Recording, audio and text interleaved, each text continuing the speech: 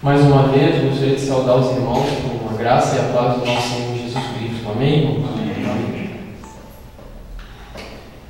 Irmãos, na semana passada, quando nós estivemos aqui estudando sobre o capítulo 2 do livro de Daniel, e nós encerramos aquele estudo trazendo exatamente aquilo que era o mais importante para todos nós, que era o entendimento dos pés daquela estátua como uma demonstração do último governo mundial que se levantará nos dias em que nós estamos vivendo.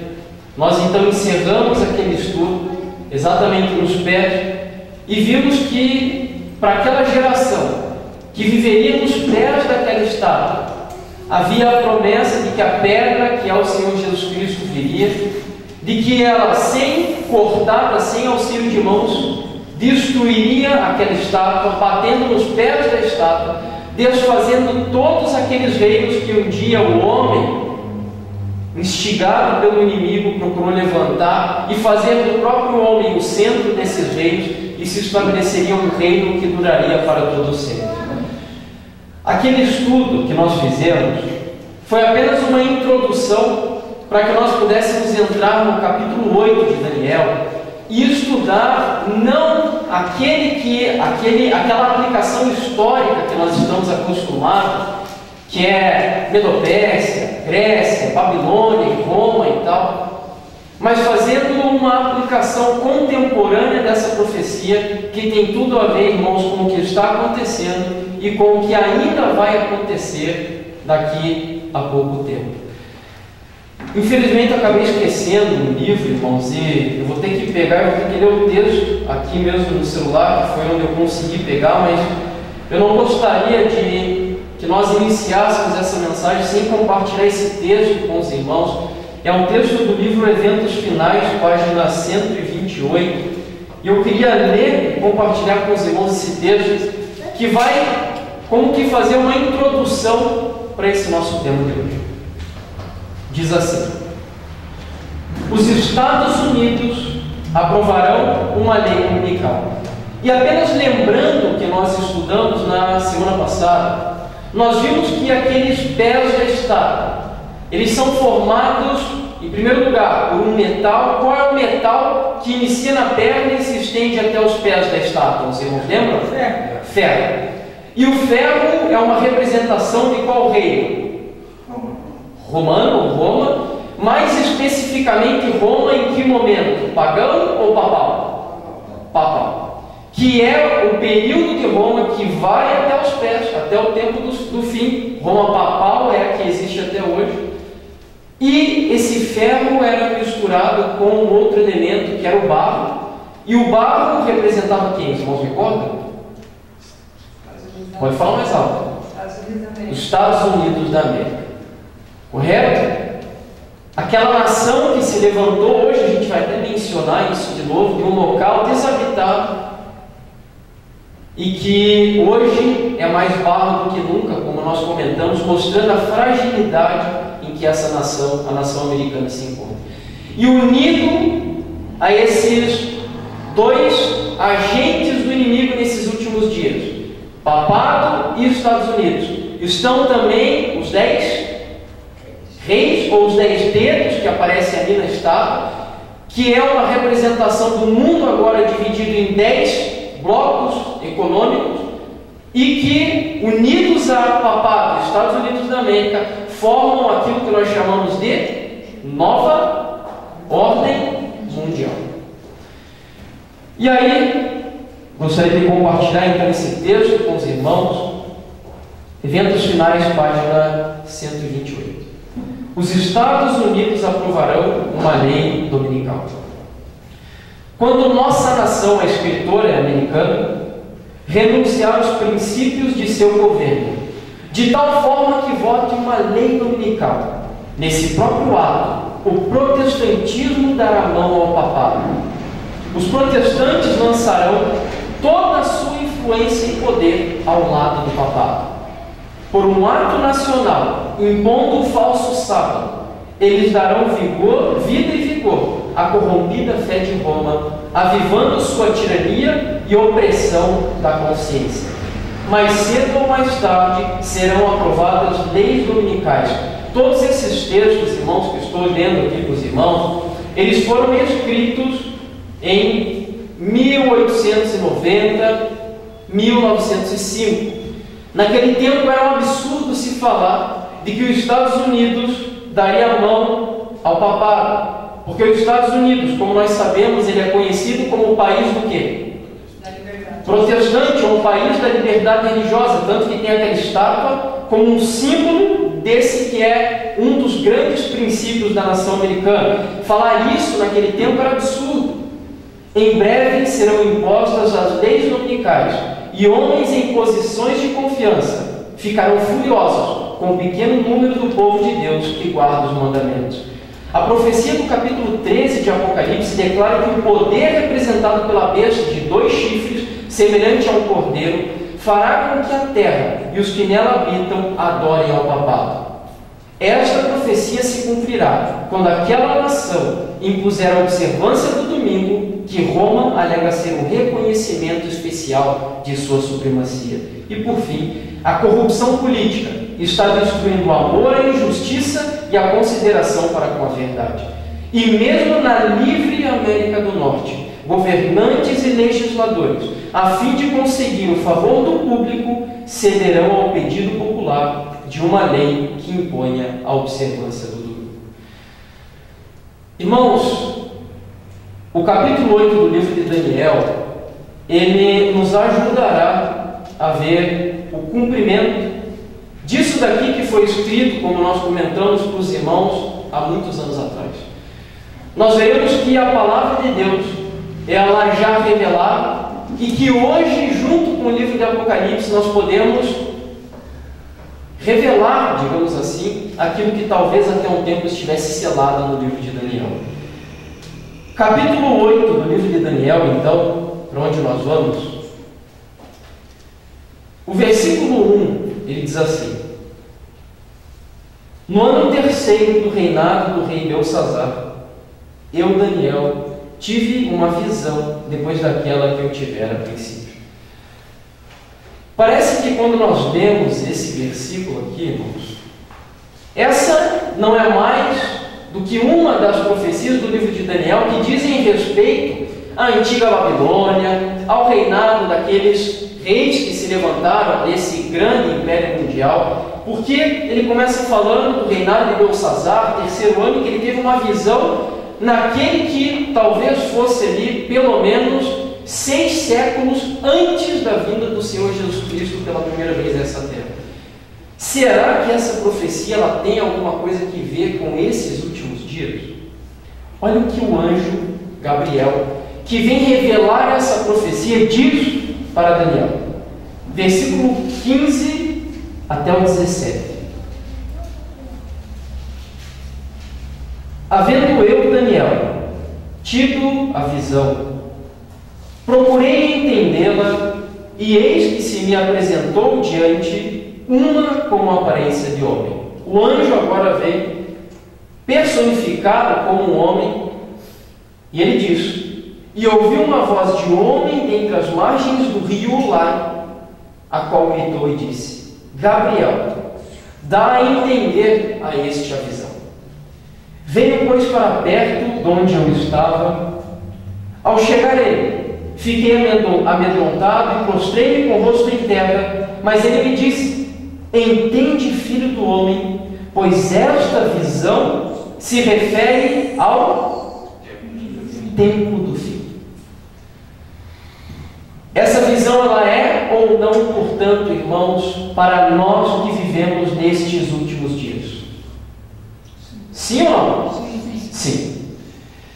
Em realidade, tudo que está escrito na Bíblia, tudo sem exceção, foi escrito para nós que vivemos nestes últimos dias. E o versículo que mostra isso está lá em 1 Coríntios, capítulo 10, deixem marcado aqui Daniel capítulo 8, 1 Coríntios capítulo 10, lá no versículo 11, os irmãos verão que todas as coisas que estão contidas na palavra de Deus, elas foram escritas para nós que vivemos nestes últimos dias. 1 1 Coríntios capítulo 10, verso 11, diz assim: estas coisas lhe sobrevieram como exemplo e foram escritas para a advertência nossa, de nós outros, sobre quem o fim dos séculos tem chegado. Então a palavra de Deus, irmãos, como um todo, elas foram escritas, e os fatos que nelas estão ali contidos são exemplos para nós que vivemos no fim dos séculos. E o anjo, voltando lá para Daniel capítulo 8, ele ainda é mais específico quanto ao tempo do fim que ele está falando. Daniel 8, versículo 19, ele diz: e disse: eis que te farei saber o que há de acontecer no último tempo do quê? Da ira, porque esta visão se refere ao tempo determinado do fim. Era um tempo específico. Agora, qual é o último tempo da ira, irmãos? Que tempo é esse? Aqueles que estudaram conosco o capítulo 12 vão se lembrar de que havia um tempo específico naquele gráfico que tinha como tempo maior os 1335 dias, mas havia um tempo específico onde era derramada a ira de Deus. Mas o que é a ira de Deus? Apocalipse, capítulo 15, o livro que revela o livro de Daniel, vai nos mostrar o que é este tempo da ira. A minha versão, ela não traz exatamente a expressão ira aqui no versículo 1 do capítulo 15,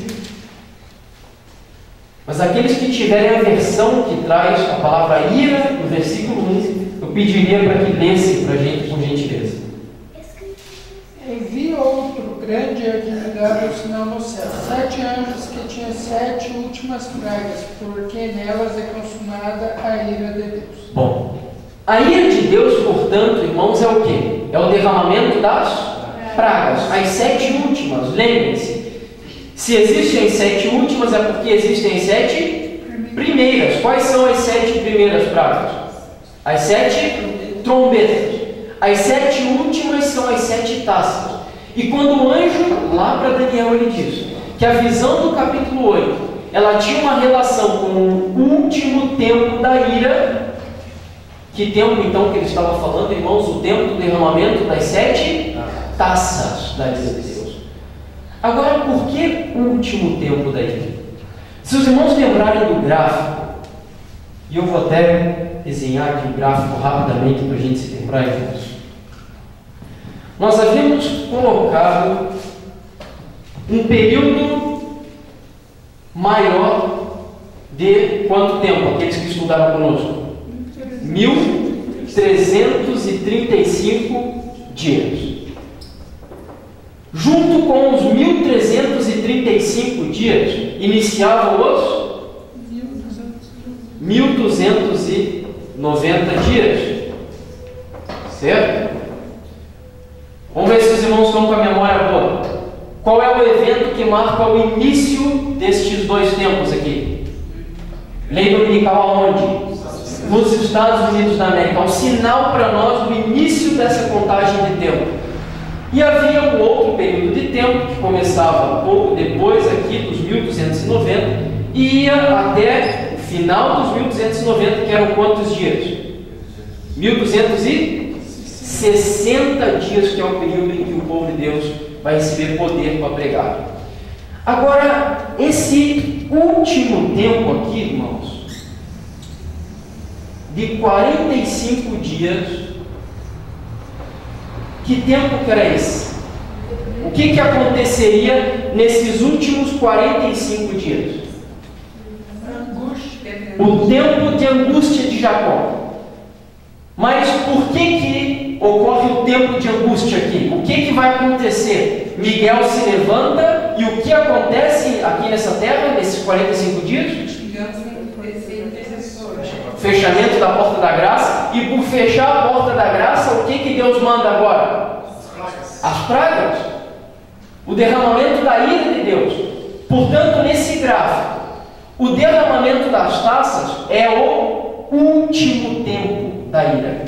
Entendem agora por que o anjo diz que aquela visão dizia respeito ao último tempo da ira? Porque o derramamento das pragas é o desfecho desse gráfico profético. É o que encerra a contagem aqui, irmãos, agora dos 1335 dias e dos outros tempos que foram apresentados na visão. Voltando então para o nosso texto base, Daniel capítulo 8, essa profecia, ela é uma profecia para um povo que passará, irmãos, por esse período de tempo. Se os irmãos conseguem acreditar que vocês fazem parte deste povo, essa profecia é para mim e para cada um dos irmãos. E isso vai ficar claro à medida em que nós vamos avançando no estudo. Vamos então, versículo 2 de Daniel capítulo 8. Quando a visão me veio, pareceu-me estar eu na cidadela de Suzã, que é província de Elam, e vi que estava junto ao rio Ulai. A cidade de Suzã, irmãos, não é por acaso que Deus ele põe essas coisas dentro da profecia. Talvez nós nos perguntássemos, mas o que importa para nós saber onde Daniel estava quando ele teve a visão? Existe uma razão. E se os irmãos lembrarem na semana passada, nós vimos que é importante nós estudarmos as profecias do passado para que nós entendamos os eventos que vão ocorrer quando? No futuro, certo? No presente e no futuro, ok? A cidadela de Suzã no passado, hoje ela é um monte de ruínas, mas no passado ela tinha uma importância. E nós vamos encontrar essa importância que era dada à cidadela de Suzã, além da história nos mostrar isso, mas a própria Bíblia nos mostra no livro de Esther, capítulo 1, para que nós entendamos quem corresponde a Suzã moderna. Esther, capítulo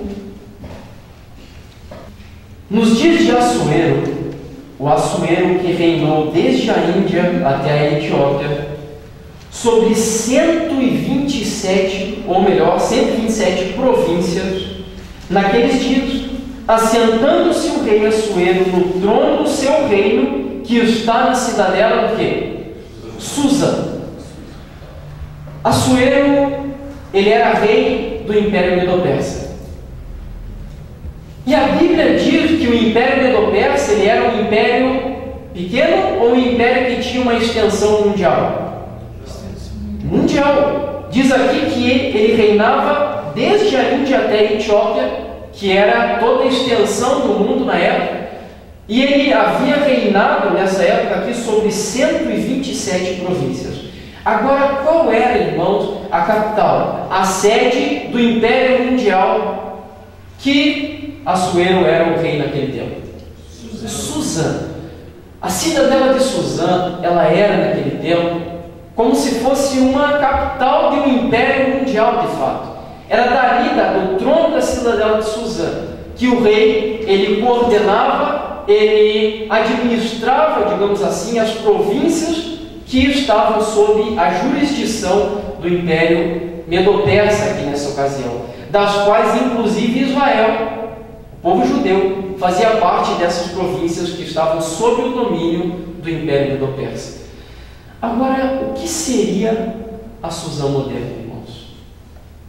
Hoje, existe também embora a nova ordem mundial ela ainda não tenha sido instituída, mas existe um órgão de governo mundial que controla as nações, que administra os países, administra o mundo, e que existem 168 países independentes que estão ligados a esse órgão mundial que está localizado em um local e que administra então o mundo. Que órgão é esse, irmãos? A ONU, a Organização das Nações Unidas.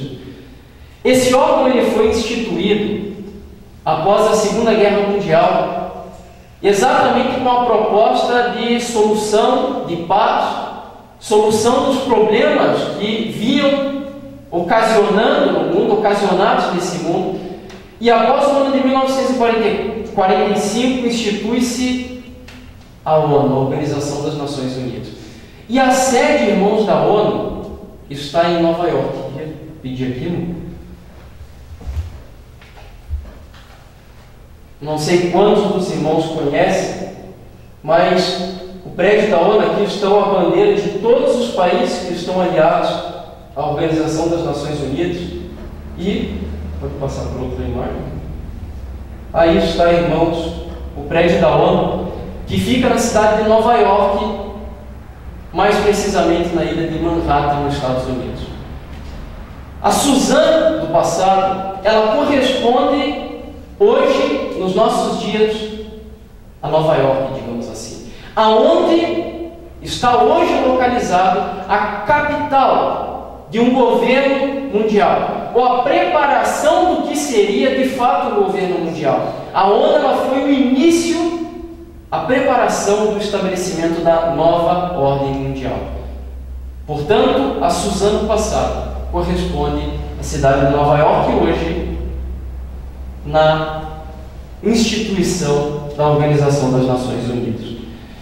Vamos agora, então, irmãos, avançando na profecia, entendendo nos dias de hoje aonde Daniel ele está contemplando a visão que é Nova York, nos Estados Unidos. Daniel capítulo 8, desculpe, nós vamos ler o verso 3. Daniel capítulo 8, verso 3. Diz assim: Então levantei os olhos e vi, e eis que diante do rio estava um carneiro, o qual tinha 2 chifres, e os 2 chifres eram mais altos, mas um mais alto do que o outro, e o mais alto subiu por último. Em primeiro lugar, irmãos, se nós formos buscar dentro da profecia, nós vamos ver lá no versículo 20, que o carneiro no passado era representado aqui por um império. Versículo 20 de Daniel 8. Aquele carneiro com 2 chifres que viste são os reis da Média e da Pérsia. Na aplicação histórica da profecia, o carneiro representava a Medo-Pérsia. Mas hoje, o que representa o carneiro? Quem é ou o que é o carneiro aplicado contemporaneamente, irmãos, dentro do entendimento profético? Daniel capítulo 7, versículo 23. Nós vamos ver o que significa animal em profecia.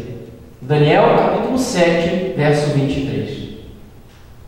Então ele disse: O quarto animal será o quarto reino na terra, o qual será diferente de todos os reinos, e devorará toda a terra, e a pisará aos pés, e a fará em pedaços.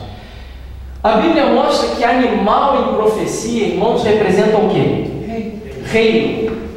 Animal representa reino. O carneiro, portanto, lá no capítulo 8 de Daniel, é um reino, é alguma nação, representa alguma nação que aqui, na profecia, tem 2 chifres e que um sobe mais alto do que o outro. Agora, que nação seria essa, irmãos? No passado, o Império Medo-Persa, para que eles fossem unificados, a história conta que eles tiveram uma guerra. Os medos, eles ficavam ao norte e os persas ficavam ao sul. E antes deles se unificarem, houve uma batalha travada entre os medos e os persas, e ao findar esta batalha, esses 2 povos se unem e formam então o Império Medo-Persa, que nunca foi governado por 2 reis. Sempre houve um rei apenas que era o governador desse império. Ou era um rei medo, ou era um rei persa. Era um império unificado após esta batalha que eles travaram entre o norte e entre o sul. Se os irmãos pesquisarem, irmãos, na história, os irmãos vão encontrar que houve uma nação que também passou por uma guerra entre o norte e entre o sul. Fecha aqui um pouco, por favor. Pedir para a Bruna abrir aqui para a gente, irmãos.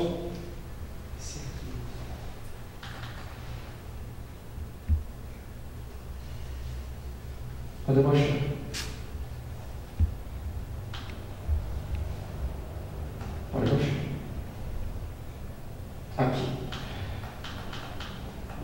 A Guerra de Secessão, ou Guerra Civil Americana, foi uma guerra civil ocorrida nos Estados Unidos entre 1861 e 1865.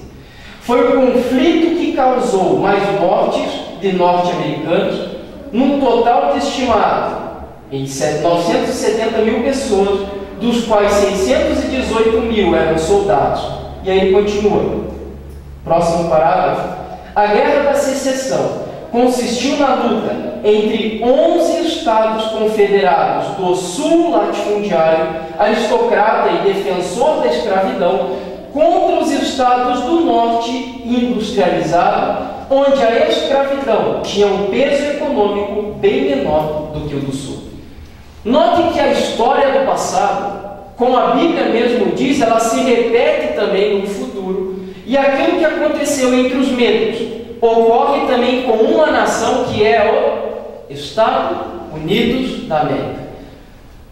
Portanto, irmãos, profeticamente falando, quem seria o carneiro da profecia do capítulo 8 de Daniel? Quem? Os Estados Unidos da América, que repetem a mesma história da Medo-Pérsia e que nós ainda podemos ver mais alguns detalhes. Lá em Apocalipse, capítulo 13, nós vemos esse mesmo animal aparecendo aqui no capítulo 13 de Apocalipse, no versículo 11. Vi ainda outra besta subir da terra. Possuía quantos chifres? 2 chifres, assim como em Daniel 8, parecendo um cordeiro. Que animal que aparece lá em Daniel 8, irmãos? Exatamente o mesmo animal com 2 chifres, e aqui ainda agrega-se, parecia um cordeiro, mas falava como um dragão.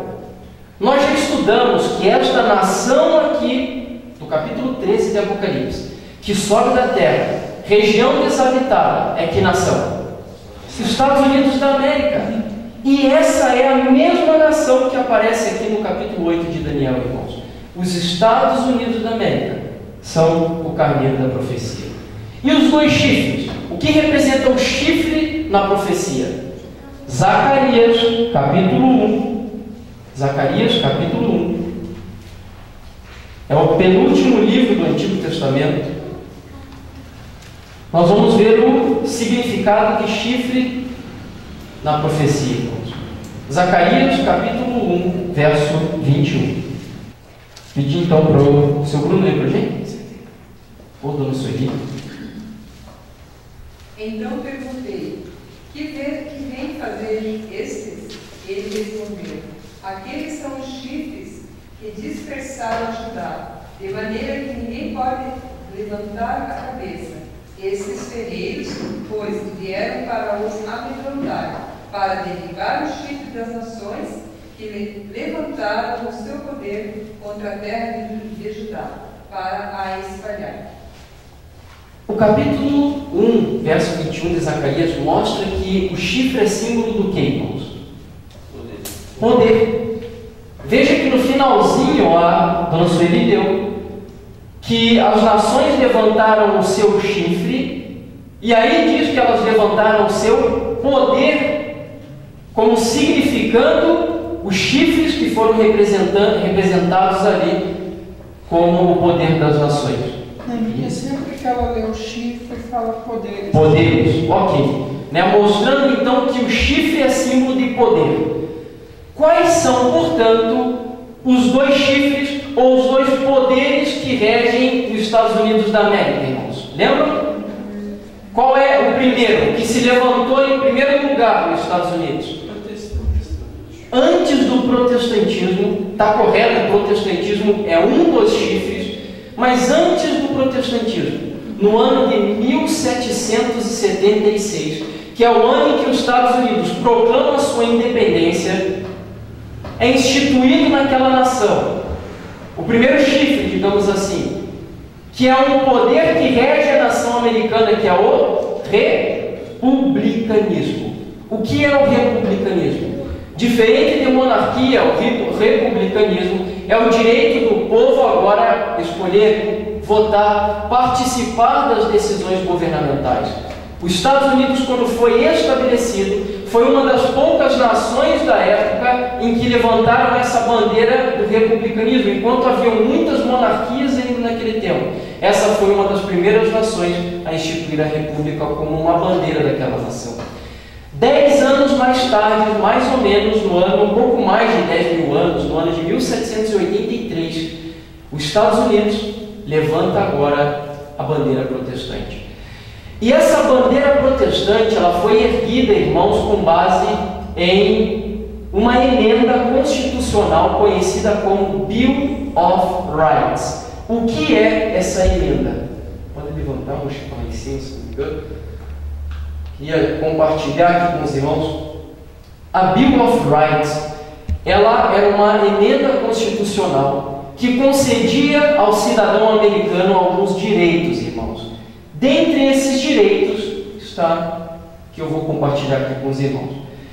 A primeira emenda, ou a First Amendment, da Constituição dos Estados Unidos da América, é uma parte da Declaração de Direitos dos Estados Unidos da América e impede textualmente o Congresso dos Estados Unidos da América de infringir 6 direitos fundamentais.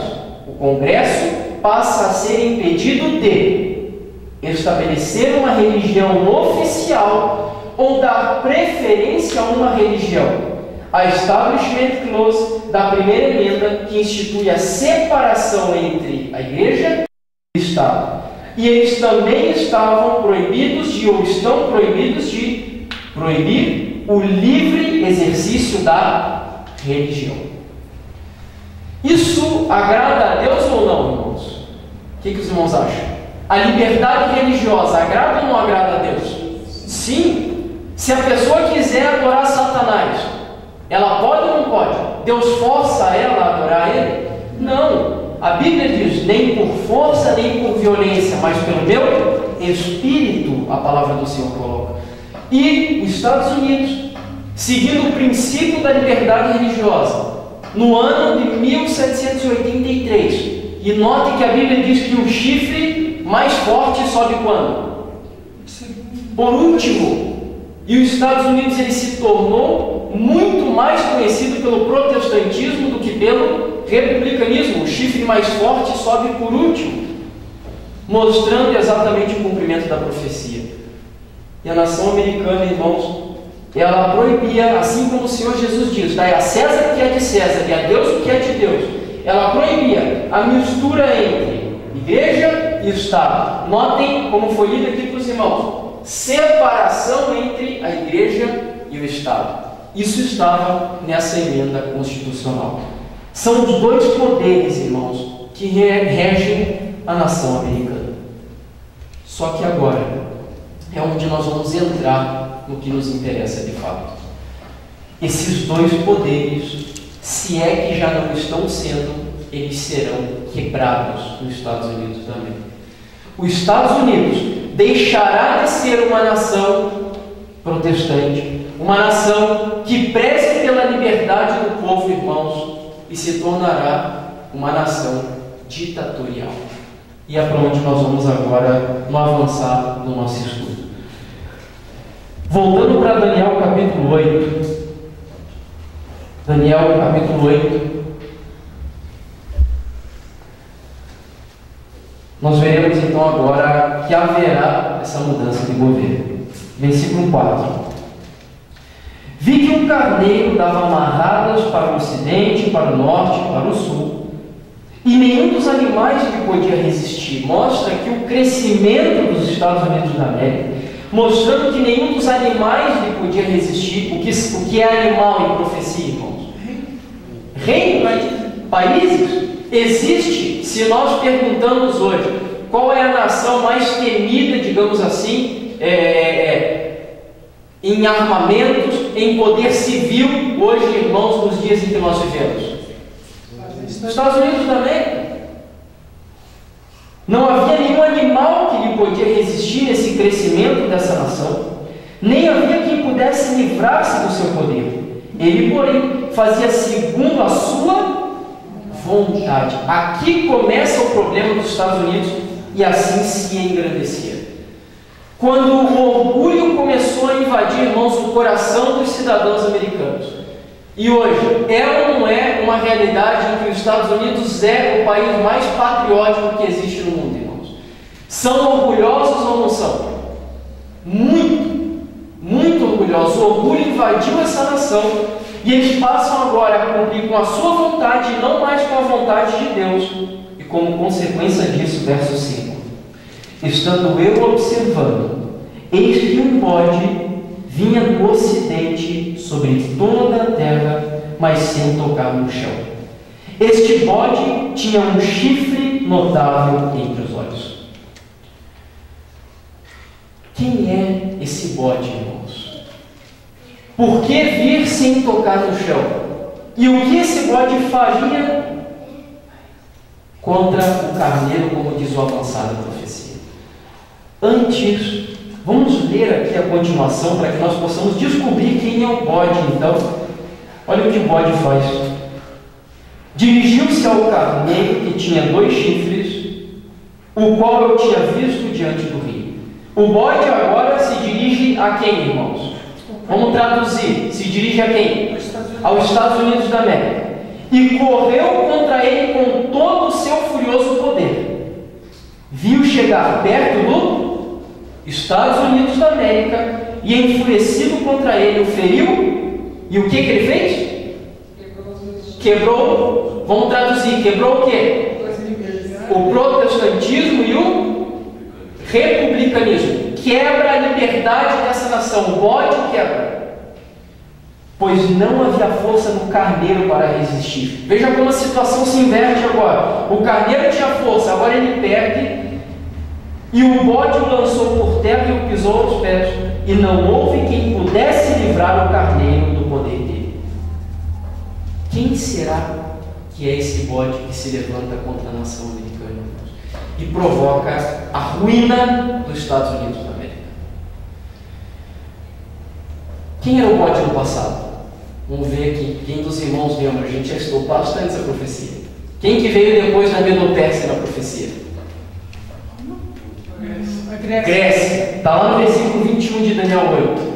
Vamos lá, Daniel 8, verso 21.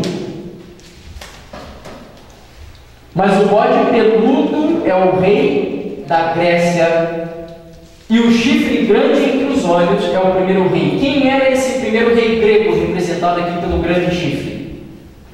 Alexandre o Grande. O próprio adjetivo dado ao chifre faz uma alusão a Alexandre o Grande. Assim como o chifre é grande, o primeiro imperador é Alexandre o Grande. Mas, irmãos, quem será nos nossos dias esse bode ou essa nação aqui representada? Em Daniel capítulo 7, não precisam abrir, irmãos, mas o Império Grego também é representado por um animal. Babilônia, no capítulo 7, é representado por um leão. Um leão representa o Império Babilônico. Depois do leão, no capítulo 7 de Daniel, vem um urso, que representa que império? Medo-Pérsia. Depois do urso vem um leopardo, que representa Grécia. A Grécia, portanto, ela é simbolizada aqui tanto pelo bode como pelo leopardo, no capítulo 7. Agora, vamos para Apocalipse 13, irmãos. Olha que interessante. Apocalipse capítulo 13. Apocalipse capítulo 13.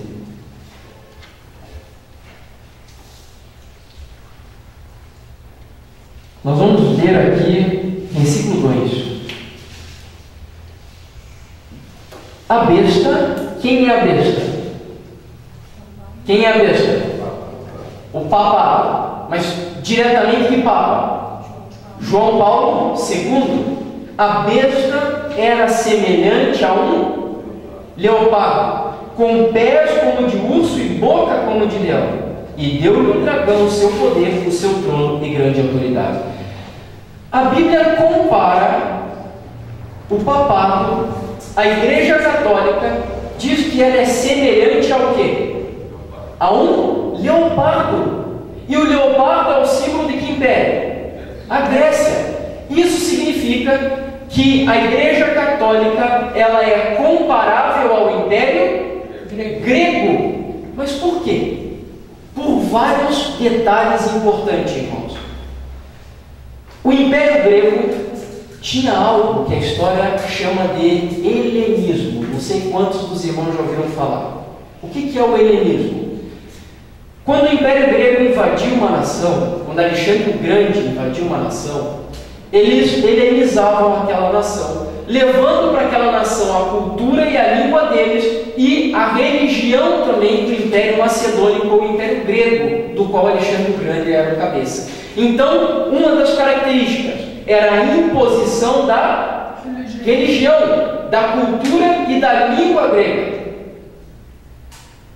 A Igreja Católica impõe ou não impõe a religião? Agora, não é o helenismo, mas eles chamam de catecismo. É imposição da religião. Se a gente estuda a história do Brasil, irmãos, quando a Igreja Católica, os jesuítas entraram aqui, qual foi a primeira coisa que eles procuraram fazer? Com os índios e com as pessoas que eles iam encontrando? Catequizar. Levar a cultura, levar a impor a religião católica para aqueles povos. Primeira característica, então, é o helenismo.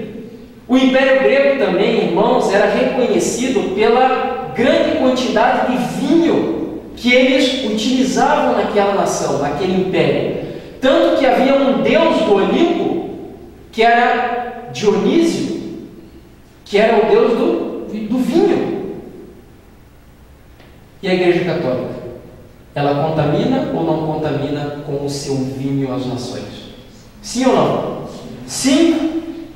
Olha um detalhe aqui interessante da história que eu trouxe para os irmãos. Diz o seguinte: o objetivo de Alexandre o Grande, em 327 a.C., conduzindo as suas tropas por cima das montanhas Hindu-Kush para o vale do rio Indo, para conquistar a Índia, país mítico para os gregos, foi forçado a regressar à Babilônia devido ao cansaço das suas tropas e instalaria ali a capital do seu império.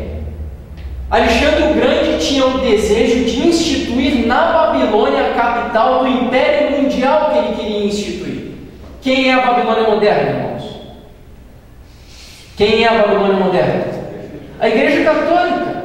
E o que o catolicismo quer fazer, irmãos? Eles querem que a Torre de Babel, eles querem que a capital do Império Mundial, eles querem que a cabeça do Império Mundial se levante aonde? No Roma. Não é de lá que vem o anticristo? Vejam como as coisas elas vão se encaixando, irmãos, com perfeição. Isso significa que o bode, então, da profecia é uma representação de quem, irmãos? Roma. Ou, mais precisamente ainda, dentro de Roma, o Vaticano. O bode é o Vaticano. Agora a coisa começa a ficar mais clara para nós. Mas aí nós nos perguntaríamos: bom, mas eu não tenho visto a Igreja Católica incidindo mais diretamente no Vaticano. Tem certeza, irmãos? Só que tem um detalhe. Aqui em Daniel 8 mesmo, lá no versículo 5, mostra que o bode ele vem sobre toda a terra, mas sem tocar aonde? No chão. O ato de não tocar no chão do catolicismo mostra duas coisas. Em primeiro lugar, se eu não toco no chão, eu estou sobrevoando. Isso é sinal de velocidade, ação rápida. Mas ao mesmo tempo em que a ação é rápida, ao não tocar no chão, também é um sinal de silêncio, cuidado, astúcia, para agir sem que seja percebido pelas pessoas. É por isso que ninguém hoje diz que a Igreja Católica ou que o Vaticano é uma potência mundial. Mas nós lemos na semana passada, e alguns estudos já que nós fizemos aqui, que quando a Bíblia fala do catolicismo, em Apocalipse 17 diz que esta é a grande cidade que domina sobre os reis da terra. Ela age por detrás, irmãos, mas é ela que está derrubando e vai dar o golpe final e vai levar os Estados Unidos à ruína nacional, irmãos. Vai acabar com o protestantismo e com o republicanismo nessa nação. Vai derrubar de fato, irmãos, essa nação americana. E o detalhe é que isso já começou. Sabem por quê? Não é que o chifre representa o que nós vamos comentar aqui, irmãos, mas talvez Deus tenha permitido que isso acontecesse como um sinal para nós de que a partir dali os direitos e tudo que nós lemos aqui naquela Bill of Rights estavam sendo agora pisados por terra. No ano de 2001 acontece algo nos Estados Unidos da América. O que ocorreu naquele ano, irmãos? 11 de setembro de 2001. O atentado ao terrorismo. Aquelas duas torres que não deixavam de ser um símbolo do poder daquela nação, elas foram derrubadas, quebradas. O chifre não representa as torres. Nós já vimos que o chifre representa republicanismo e protestantismo. Mas é como se Deus quisesse dar para nós um sinal de que a partir dali, os chifres, o poder daquela nação, estava de fato sendo derrubado. Sabem por quê, irmãos? Naquele mesmo ano, pedi para a Bruna abaixar aqui para a gente, o presidente George W. Bush, que era o presidente daquela nação naquela ocasião, ele lança aquilo que é reconhecido como USA Patriot Act, ou Ato Patriótico dos Estados Unidos da América. No ano de 2001, quando acaba ou quando ocorre o evento, ele lança imediatamente esse ato. O que diz, o que reza esse ato patriótico? Comumente conhecido como Patriot Act, é um controverso ato do Congresso dos Estados Unidos da América que o presidente deste país, George W. Bush, assinou tornando lei em 26 de outubro de 2001. O acrônimo significa, ele cita aqui tudo em inglês, já traduzindo para os irmãos, algo como, o que significa esse Patriot Act? Ato de unir e fortalecer a América, providenciando ferramentas apropriadas necessárias para interceptar e obstruir o terrorismo de 2001. O que significa isso? Próximo parágrafo. Entre as medidas impostas pela lei estão a invasão dos espionagem de cidadãos, interrogações e torturas de possíveis suspeitos de espionagem ou terrorismo sem direito de defesa ou julgamento. As liberdades civis com esse ato são removidas do cidadão. Muitos historiadores relacionam essa lei com um passo legal para a instituição da lei marcial na eventualidade de qualquer evento de terrorismo falso ou verdadeiro. Quem acompanhou que nesses últimos dias a lei marcial foi aprovada nos Estados Unidos? Quem acompanhou? Só irmão Felipe? Os irmãos sabem o que é a lei marcial, irmãos? A lei marcial, ela dá todos os poderes executivo, legislativo e judiciário ao presidente da nação americana. E ele pode fazer tudo isso que nós vemos aqui, ó. Invadir as casas, espionar os cidadãos e levar as pessoas para a prisão sem dar direito nenhum de defesa para elas, se ele simplesmente suspeitar de você. Isso significa que a liberdade dessa nação está ou não começando a ser derribada, irmãos? Está. Só que o lema daqueles que estão agindo por detrás disso tudo é a ordem do caos. Eles precisaram criar aquele terrorismo para colocar medo nas pessoas, para que quando eles lançassem isso daqui, as pessoas pensassem que era para o bem da nação, que era para controlar o terrorismo nos Estados Unidos. Mas em realidade, irmãos, isso daqui é para controlar a vida não só dos cidadãos americanos, mas isso daqui vai ser uma cópia de governo que vai se estender no mundo inteiro. Sabe o que é isso daqui? A imagem da besta. É uma cópia do papado medieval. A Igreja Católica que invadia lares, que espionava, inclusive, até hoje, isso é comum no catolicismo, ou as pessoas se confessarem com o padre. E sabe de onde que vem isso? Os padres, eles queriam saber o que as pessoas pensavam do sistema papal na época, e eles faziam acordo com os senhores feudais, para que os senhores feudais eles espionassem, e quando fossem se confessar ao padre, que eles contassem tudo o que estava acontecendo lá com aqueles que eram conhecidos como hereges ou rebeldes contra as imposições do catolicismo. E até hoje isso é utilizado na igreja como um meio de espionagem. E os Estados Unidos está agindo exatamente da mesma forma como a Bíblia já dizia, irmãos, que haveria a imagem da besta, a cópia do sistema papal naquela nação. Só que isso, como em tudo aquilo que os Estados Unidos faz, vai se estender para o mundo inteiro. Se os irmãos pesquisarem, já existem hoje nos Estados Unidos diversos campos de concentração preparados para aqueles que vão se levantar contra este governo mundial, para que eles levem essas pessoas para os campos de concentração e matem essas pessoas, irmãos. As liberdades, elas estão cada vez mais sendo extinguidas nesse país. Dizia-se que Barack Obama ia mudar o cenário dos Estados Unidos, que ele ia resolver a crise dos Estados Unidos. Resolveu? Não. Os Estados Unidos está igual ou pior do que estava em 2008. E não vai resolver, porque daqui para frente a Bíblia mostra que ele vai se quebrar, irmãos. Agora, quem é que vai provocar quebra nos Estados Unidos? Vamos voltar para o capítulo 8.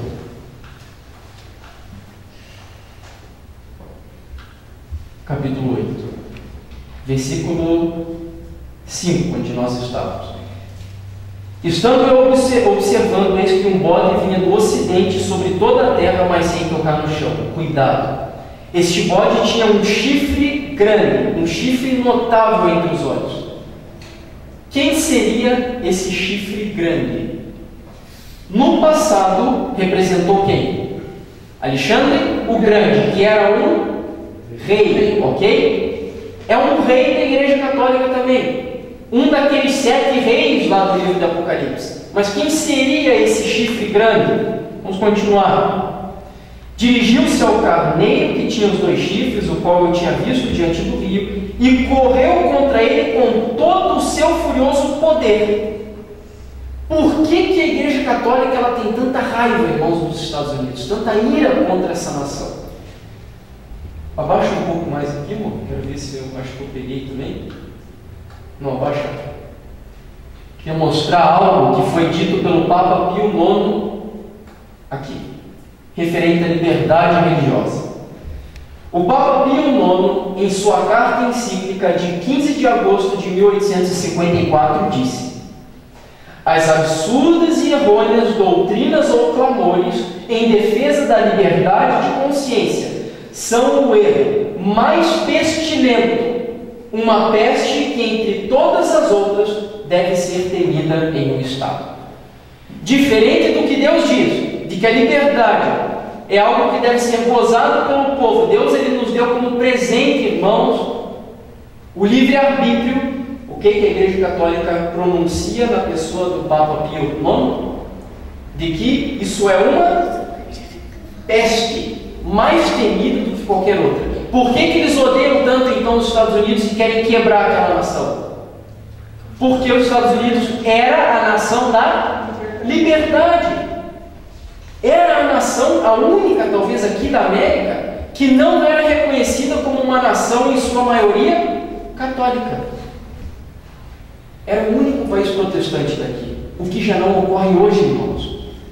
Hoje, no ano de 1984, com o presidente Ronald Reagan. A partir dali, todos os juízes da Suprema Corte nos Estados Unidos da América, que foram eleitos, sabe de que religião eles eram? Católicos. O Congresso, o Senado, o Parlamento dos Estados Unidos hoje, a predominância é católica.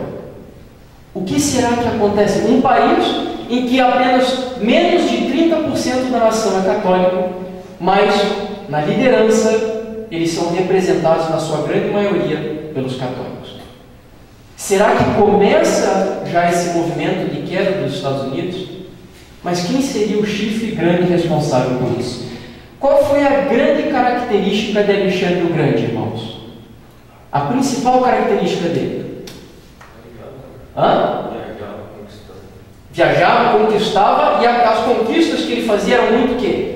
Rápidas, certo? Ele agia de forma muito rápida.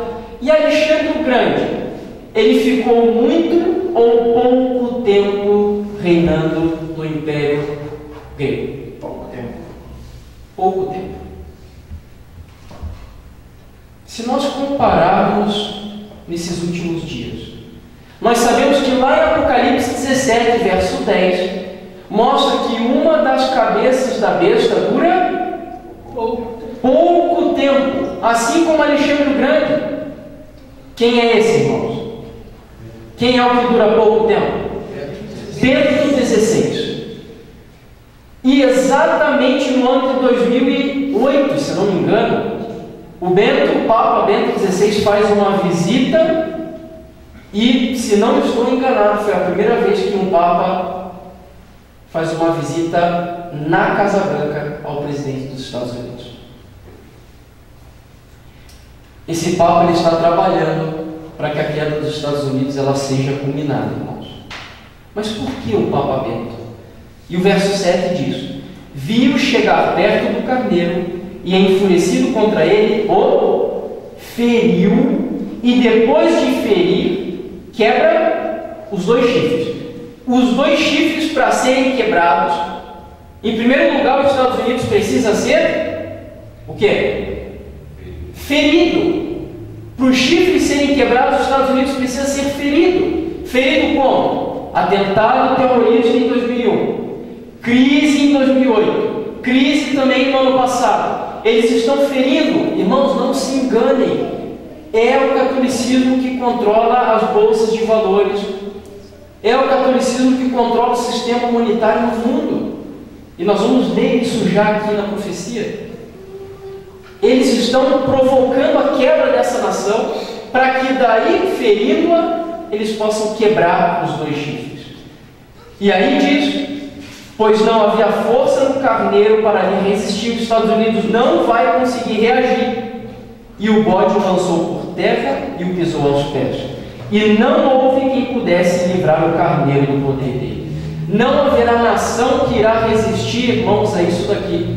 Em 1888, nessa nação americana, o senador Blair, ele já quis instituir naquela ocasião um decreto dominical. Só que naquela ocasião Deus levantou um homem chamado Alonzo Trevor Jones. E ele defendeu o direito de liberdade religiosa nos Estados Unidos diante de todo o Senado, irmãos, naquele momento. E ele fez com que eles recuassem e não impusessem as leis dominicais no ano de 1888. E dali para frente os Estados Unidos fez outras tentativas e Deus sempre levantou pessoas, mas eles engavetaram as leis dominicais. Só que hoje, se os irmãos pesquisarem no blog do Barack Obama, ele disse que antes dele sair da presidência, ele vai trabalhar para que as leis dominicais elas voltem a ser impostas novamente nessa nação. Ninguém poderá hoje, irmãos, se livrar do poder do bode nos Estados Unidos. Verso 8. O bode se engrandeceu. Claro, no momento em que eles quebrarem a liberdade, o bode agora se engrandece em poder político, em força. O que eles precisam dos Estados Unidos para que eles cresçam agora no mundo é o que eles precisam para a instituição da nova ordem mundial. e na sua força quebrou-se-lhe o grande chifre, e em seu lugar saíram 4 chifres notáveis para os 4 ventos do céu. Aqui está, irmãos, o que talvez seja uma novidade para a gente nesse estudo de hoje. A Bíblia mostra que quando Bento XVI conseguir fazer essa investida nos Estados Unidos e quebrar de fato os 2 chifres nessa nação, o que vai acontecer com ele? Ele vai sair. Ele vai morrer, ele vai sair. Interessante porque essa semana passada ou retrasada, o irmão Felipe me mandou um e-mail mostrando que já para fevereiro agora, o papado ia reunir todo o conclave para eleger os cardeais que votariam já a substituição ou do Papa Bento XVI em caso dele morrer. Eles já estão preparando isso, irmãos, esse ano. Curioso. Será que é coincidência? Agora, a profecia mostra que quando o Papa Bento XVI for quebrado, quando ele morrer, o poder católico ele vai se dividir em quantos? 4. Mas o que seriam esses 4 chifres, irmãos? Bom, nós já avançamos aí bastante no tempo e nós vamos parar esse nosso estudo aqui e deixar aí para os irmãos um pouco do quero mais para a semana que vem, para que nós possamos então entender, irmãos, daqui para frente, de fato, a profecia ela ganha uma importância muito grande para nós. Antes do anticristo vir, isso vai acontecer. Nós vamos estudar para ver o que é isso e aí entender a ação do anticristo. Mas hoje o grande sinal para nós já se mostra como sendo a quebra dos Estados Unidos da América. E o detalhe é de que a ruína nos Estados Unidos ela só virá depois da apostasia. Porque a apostasia vai ser o que vai encher, digamos assim, a taça de Deus, e aí a ruína chega finalmente.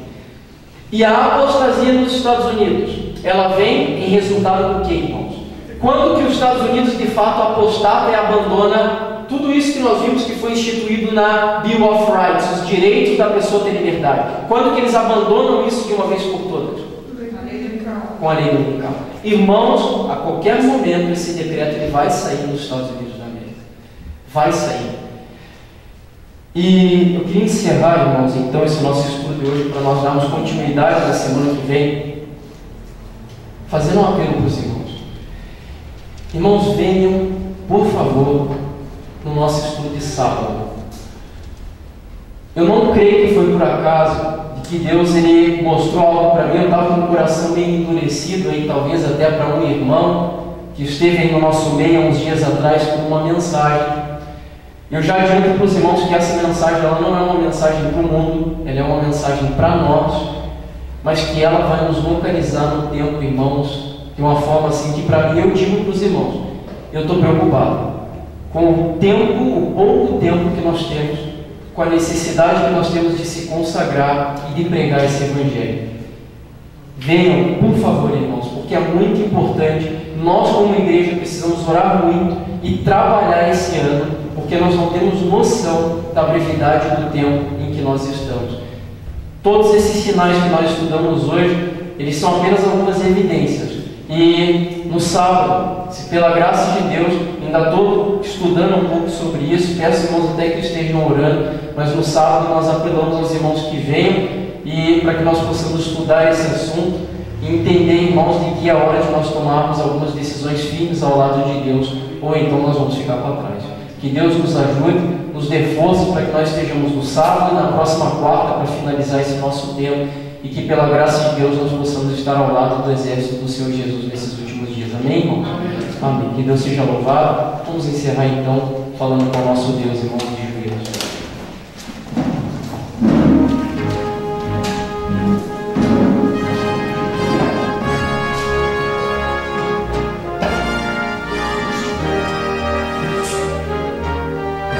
Pai bondoso, querido Deus de amor e misericórdia, Senhor, nós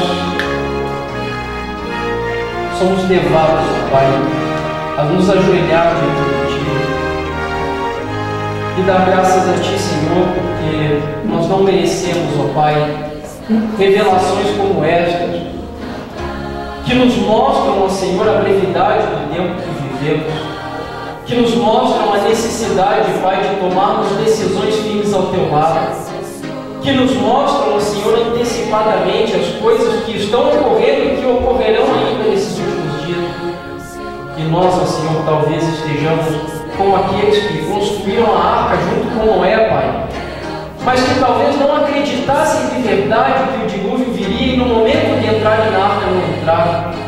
Senhor, tem misericórdia de nós não queremos ser esse povo, Pai. Senhor, que o Senhor nos ajude a construirmos a arca, mas entrarmos também na arca do Senhor, Pai. Que o Senhor nos ajude, Pai querido, a termos fé e a tomarmos decisões firmes na nossa vida pela fé em Cristo Jesus e a vivermos pela fé, ó Pai, em tudo aquilo que o Senhor nos tem ensinado e que dessa forma possamos pregar o Teu Evangelho, Pai, e abreviar a vida do Teu Filho, pois uma coisa nós temos certeza, de que Ele está voltando. Deus bondoso, abençoa a Tua igreja, Pai Santo. Senhor, que o Senhor nos ajude a na próxima semana virmos novamente à casa do Senhor, darmos continuidade a esse importante estudo, pois iniciamos vendo, Pai, que esta visão diz respeito ao último tempo da ira, mostrando que era uma visão para o povo que viveria nesta geração, esta última geração que passaria pelo último tempo da ira, e este povo somos nós, Senhor. E nós estamos aqui, Pai, de corações abertos, pedindo a Ti que esta palavra não venha apenas nos encher de uma bagagem de conhecimento, mas que venha nos encher do Teu Espírito Santo. Por favor, Pai querido, e em nome de Jesus, que o Senhor guarde a vida de cada irmão que aqui está, Pai. É certo que o Senhor não busca uma igreja cheia. É certo que o Senhor não espera, Pai querido, e não medirá a igreja pela quantidade de membros que tem. O Senhor medirá uma igreja pelo caráter, pela atividade dos membros. E nós, ó Senhor, em resposta a esse Teu chamado, queremos hoje apenas dizer: eis-nos aqui, Senhor, envia-nos a nós, Pai querido. Senhor, prepara-nos também para que no Teu santo dia possamos estar aqui novamente, estudando, ó Pai, esta maravilhosa revelação de que estamos, de fato, no último tempo e de que o Senhor espera de nós, Pai, uma mudança, uma conversão de verdade. Ajuda, Pai querido, a cada um de nós. Dá-nos confiança para acreditarmos na Tua palavra e não apenas, ó Senhor, olharmos e dizer que cremos naquilo que está escrito, mas também confiar e submeter a nossa vida